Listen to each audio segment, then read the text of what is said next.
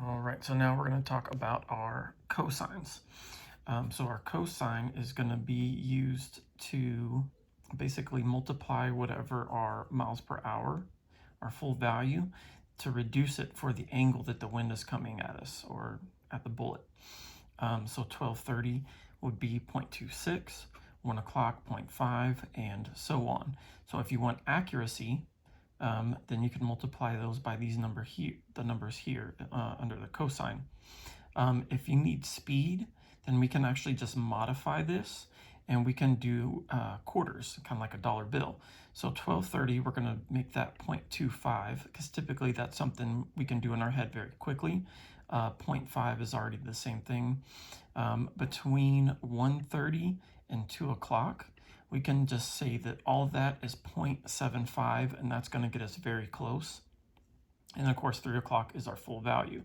Now doing 90, if we take at 2:30, we can say that's a 95%. That's not too terribly hard. And then we can call 1:30 and 2 o'clock 0.75. But if we need something just fast, 1:30 to 2:30, we can call 0.75. It's not going to be the most accurate, but it's still going to get you a quick wind hold that replaces, I guess, speed for accuracy if you need that. So I'm going to do one or two of these just, pretty quick just to show you how this works. Let's say we've got a 4-mile-an-hour wind at 400 yards. Now we can do this one of two different ways. We can apply our cosine to our wind, or we can apply our cosine to our wind hold. Either one will give us the same answer. Depending on the numbers and on the math, whatever is the easiest for you, you can do that, whichever's quicker if you need it fast. So let's say 400 yards with a 4-mile-an-hour wind. We're going to take 0.06 and then multiply that by 4. So the way I do it is I normally multiply halfway and then times it by 2. That's just the way my mind works, but that looks like, so 6 and 6 is 12, so halfway, and then 12 and 12 is 24.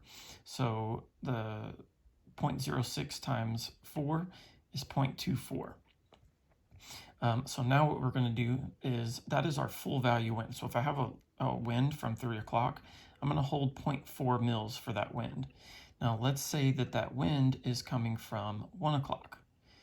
Then what I'm going to do is cut that in half. Or the other thing you can think is multiply by 0.50 or divide by 2, however you think about it. So we were at 400 yards, so 0.24. If we cut 0.24 in half, that would be 1.2.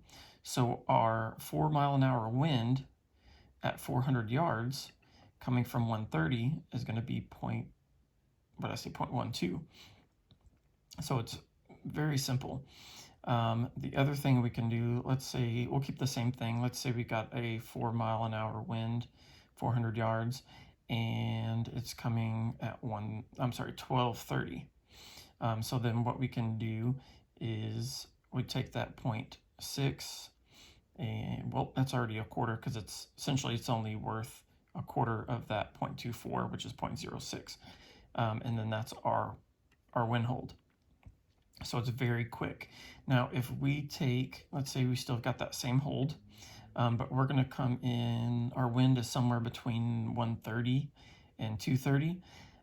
I'm not quick enough that I can multiply it by 0.707 or 0.866. So I'll just say it's 0.75. So I think I said 400 yards. So that would be 0.18. So if it's coming somewhere between 130 and 230, essentially what we're doing is we're taking 3/4 of that, or 0.75. So 6, 12, and 18, so 0.18. So that's how we can get a very quick, I would say accurate. It's not as accurate as multiplying by that number, but if I need a quick wind call, and here's the thing is we can't hold, let's say it's 12 o'clock. We can't hold a 0.06 wind hold. That's going to be extremely difficult to do. We can't dial it. So we're going to have to just round that up and call it 0.1. So we already have a little bit of inconsistency anyway. So even if we use certain numbers of these, we can't hold those 0.06 or 0.05s or anything. So we have to either round it up to 1 or nothing.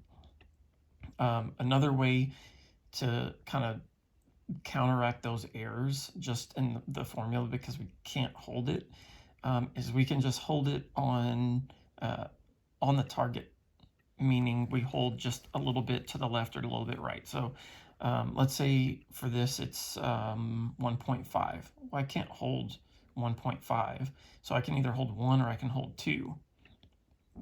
But if we can try to hold 1.5, we can just divide that target up by that certain area and kind of hold in there.